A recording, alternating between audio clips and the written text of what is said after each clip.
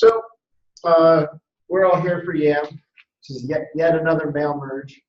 Mail merge is a way you can send a lot of emails out at once by only doing, like, creating one email, using that as a template to send it to many people with different bits of information. So there's a few different uses for it that we have on campus that a lot of people do. Alumni relations use it. The Career Services and Student Resource Center there uses it, and for their Strengths Find requests. And what they do is they'll create a spreadsheet with all these unique codes and email addresses, and then they'll use that in their mail merge, yet another mail merge, to send unique codes to 100 individuals without having to type 100 different emails, or copy and paste. And so I'm just going to run through the methodology of it. There's a couple different use cases, like I said. So to get started, you're going to want to compose a new email. So we'll just label, we'll call this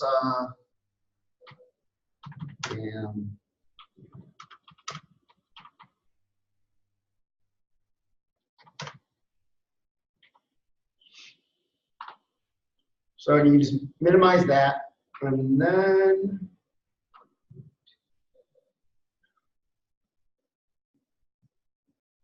give me a quick second here.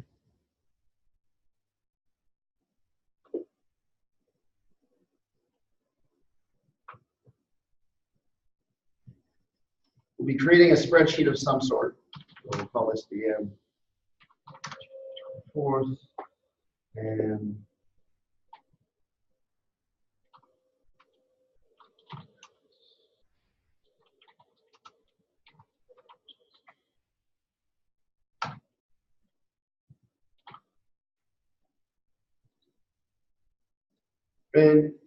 your spreadsheet could have anything in it. You do need to have an email column, and they are case sensitive. So as you're naming them, you want to have like a straightforward naming convention on the top row here that you're going to remember. So you want to avoid doing crazy things like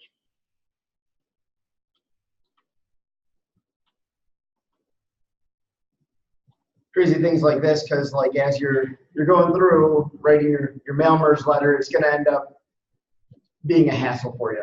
So it's just easier if you stick to one way, all lowercase or all uppercase, or first letter being the uppercase, whatever. So, but in our instance, we'll just call this unique code.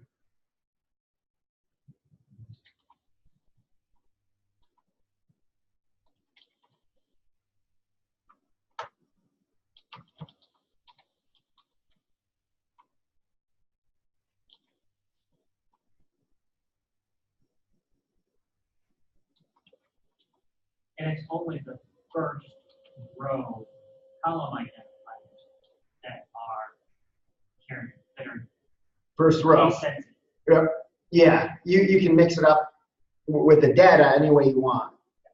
I know that's not your email address. Yes.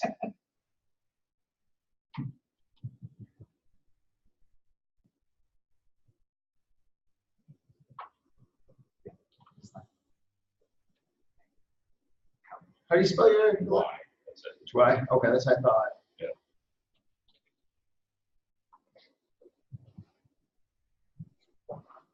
Hello. Hi, sir. Oh, it's not a problem. How are you? Good. How are you? Good.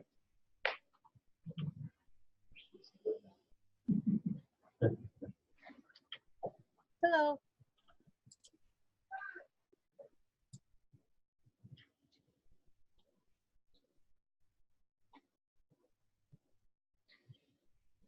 This is just so you can see what happens in different instances. You'd have to go outside the organization, or if you get email address wrong. So just to catch you up real quick, to get started with YAMM, what you're going to want to do is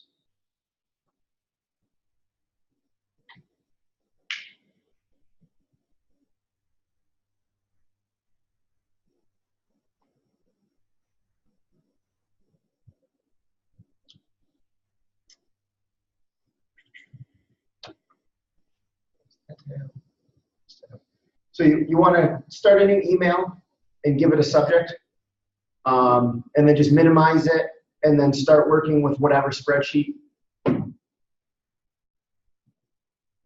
you're going to be working with. So I just started creating this Word spreadsheet. The first column, or the first row here, is the header row, and it's case sensitive. So that's something important to remember. This can be, the other stuff can be just whatever.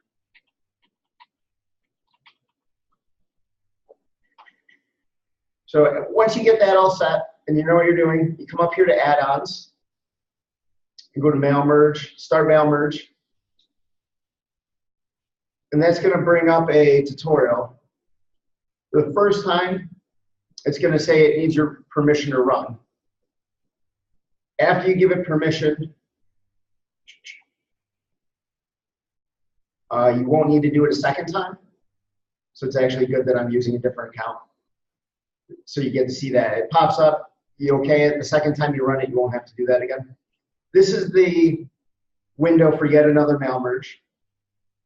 So here, this is going to be a display name. So if you're sending it from your own email address, but you want to say, The Great Casey, you can have it do that. And when they hover over it, they'll see like your real email address, but on like the phones and other devices, it will just come up as The Great Casey. So for us, it would be the transfer center instead of just the my name. Right. You can do it that way where like, or you can say Scott from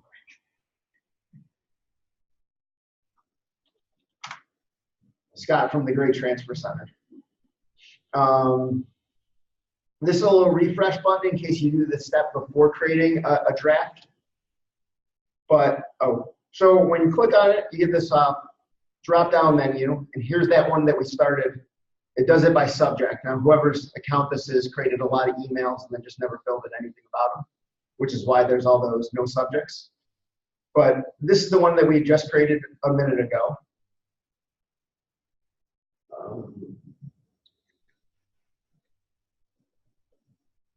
So now that there's email templates you can use, you can send 1,500 emails a day. You can also send a test email, so if you want to send one to yourself to see what it's going to look like beforehand, you can use this receive a test email. There's a function in there where you can delay the delivery of it. So if you want, if you're sending, let's say like this unique code to people, but you don't want them to receive the email till 5 on Friday, you can use that delay feature. Be like, I want them having this on the weekend. I don't want them starting it Thursday night. I want them to start it on Friday night. You can use that delay feature.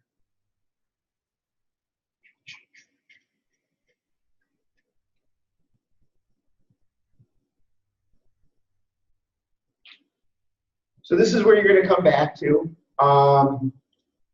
You don't have to fill out anything in the two. You can leave the 2 column blank. And then you're going to create your email here.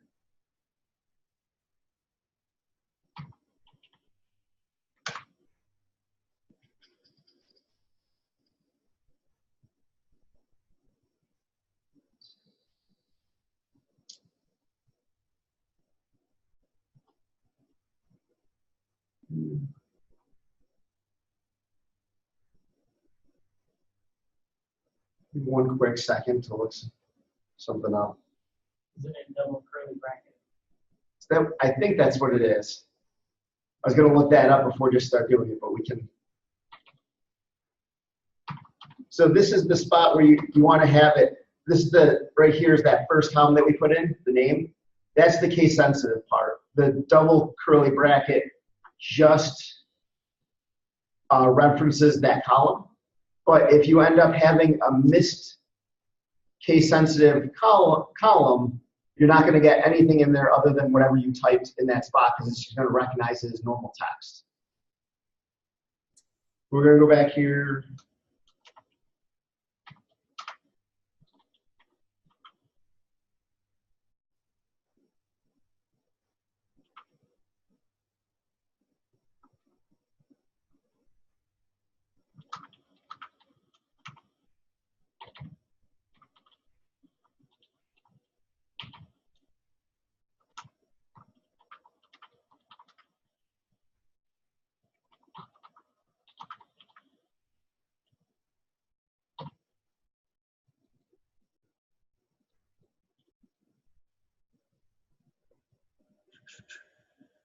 So you have to be sure to refresh it if you want to make changes. Once you change it, it's always a good idea. Just hit that little refresh button.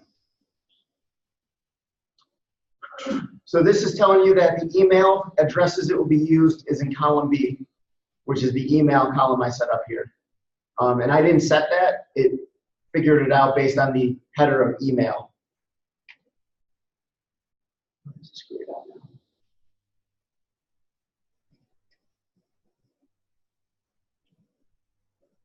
There we go. So we want to receive a test email because we want to see what it looks like. So it sends one off and takes a second. Check your inbox to view the test email, and you can go back. What is that? There it is. So this is the test email. This is basically what it looks like. It says, "Oh, Lee, you received a unique code of this mess of numbers. Use this to complete your homework." And then this is the signature that this account has set up for all of their emails. And you can see here that it says Scott from the Great Transfer Center. That's the display name that we used. And then the real email address account is right next to it side by side. So if we're happy with that, and we're like, yep, it looks good, you click on this send 5 emails or delay delivery. When you click the send 5 emails, it's going to take a little bit, like 20 seconds at most to process, and it sends the emails one by one. It says all emails have been sent. We can still send 1,494 emails today.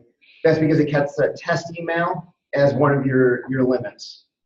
So in here, it has this new column called merge status. And in the merge status, it tells you what went on with it so far.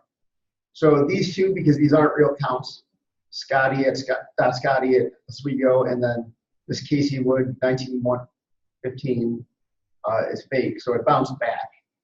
And somebody on one of their devices opened up an email. Yep. So Jason opened up an email, and you can see that this changed pretty quickly to email opened. And over here, this is like the tracking report where you can see what's exactly happened on this email. Now, if you contain a hyperlink or something in there, they'll filter through this clicked. So not only did they open it, but they clicked on the link that was inside the email. So if you have a form or a survey that gets embedded in it, or it's a link to another website, then you'll see this click number here. If someone replies back, you'll see this responded number. So like if you're sending it out to your department, you're like, look, I need your t-shirt sizes because the department's buying us t-shirts. Respond back with your t-shirt size. You can then see how many of the total number of emails you sent in that group have actually responded back. Or how many people have unsubscribed from your email thread.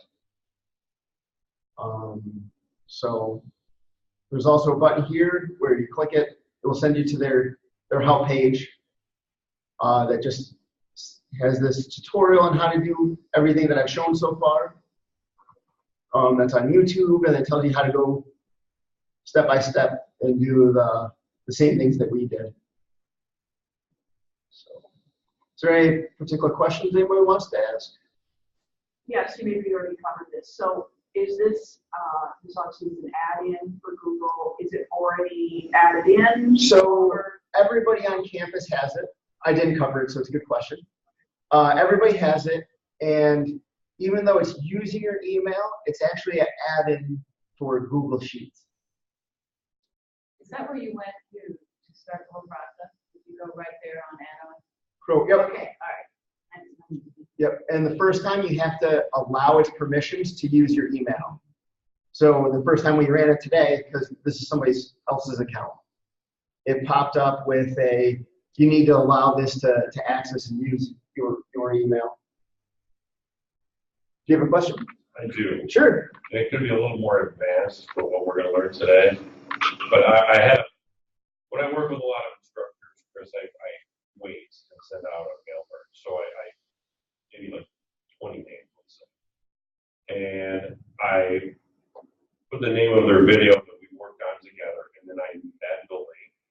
Some instructors are emailing coming back said, saying they couldn't access them. And I wanted to see if I was doing something wrong. So you have this mail merge of like 20 people. When you say embed the link, you're just copying and pasting? Copy pasting the title, putting that in the spreadsheet. Then I think it's a right click where you can embed the link and then I'll copy the link and put it in. And you know what I mean? And they were having an issue with accessing. Have you tried a test email on it? I should do that. I have not. Okay. Send it out. So that would be the first thing. And then my next idea would be, even though it might be copying the text, but not the context of the text. Right. So like it may not realize it's a hyperlink when it's copying it over. It might be just copying the plain text over. Yeah. Okay. So that would be my guess of what's probably happening. But I would send yourself a test email first. That's a good idea. Thank you. Yep. And Jason, if it is just a tag, put an A-trap on it. Okay. You can see email should look through. Okay. Okay. But what? An A-trap Put the HTML code inside the cell. with A-trap. Yep. Yep, the whole code there, so that should ensure it's right. Okay. One of the things that I found works well for honors, because we started using this, is I will generally, I've already got a spreadsheet of a population. Yep. So I know what the column headers already are. I just go and write the entire draft. Have the draft complete, and then go and start my mail merge process. So I'm not hopping back and forth. Okay. It's generate the draft, have the spreadsheet, and then start the mail merge so that it's all good to go. Yeah, I also And have a draft because my draft doesn't change. And that's just what I was going to say. That draft stays active as a draft in your email account. So in another year, you can just update, let's say, the year, Right. and use exactly the same draft. That's a good point, yeah. But you have to be aware that those drafts are always going to be there. You don't be, So, yep. if it's something you know you want to use on a regular basis, don't delete. So if you go to the mail account and look at, So in Drafts. here, yep. How many Drafts. drafts do you have from past years in your draft? for honors right now, I think I've got a dozen draft documents. So what Send happened? out emails regarding their, What happens a lot of times that we see, not regarding just this, but people will create an email by accident or on purpose, and then just hit the X. When you hit that X, it saves it as a draft. Unless you hit that trash can at the bottom. So like if you just hit this X here, it gets saved as a draft. And to get rid of it, even if it's a blank one, you have to hit this trash can button. So like whoever's account this is, you can see they have 26 or 25 times where they probably just clicked on that X to get rid of an email they started creating. So it, like in Casey's case, if he kept doing that, you might have a hard time finding the ones he's actually looking for versus all these blank ones. So you might have to do some cleanup before you start purposely saving things as drafts. Do they populate chronologically or? Yes, they are. yes. Yep. Yep, the dates are right over here on the right. But that's also where if it's an email that you know you want to use on a regular basis, you can give it a very descriptive subject header, subject line, so then it's relatively easy to find. Once you get a folder on the left, too, getting that section on the left.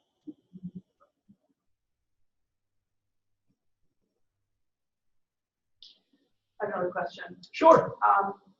So how long have we had access to this, and have you presented to the departmental secretaries? So If not, like, Michelle Bandla started this like 5 years ago, oh, I so a think- long time, all right. 6 years ago, maybe. And once or twice a year, we'll have the same workshop. and attendance varies. But as part of the breakout sessions. Either in fall breakout or winter breakout, sometimes spring. But we haven't proactively gone to administrative assistants or secretaries to try and push it on them. It's basically as people have come to the help desk and said, hey, there's got to be a better way than this. We're like, yeah, there is. We'll let you talk to Chris. And then I meet with them and show them. So even though it may not be going on at this time, during semester, not right at the very beginning, if anybody contacts a department or several people or even one person contacts the help desk, I'll meet with them and get them started.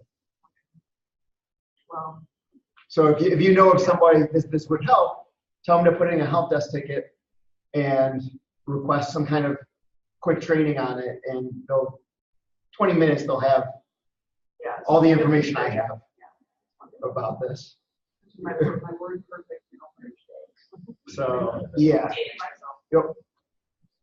We all run out of time? Okay.